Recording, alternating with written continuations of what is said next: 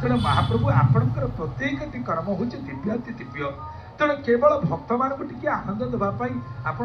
कौन लीला करुँच प्रभु केते लीला करुद्या प्रभावे पुरुषोत्तम भावे पुरुषपण को भीतरी हे महाप्रभु संसार पाप पंकरे पड़ी एक तरफा भावे केवल केवल केवल प्रभु कौन सहायतार पदावली सम्मिलित पंजा को मु प्रस्तुत कर चली जेतोले आपण पचित पावन पताका तथा गर्भगंजन मानर ना मन पड़गला सेतेबेले मु पांडित्यर निष्फल बड़ीमा को त्याग करी साधारण पतिदंडी होई आपण पादपद्म शरण गली और स्खलनर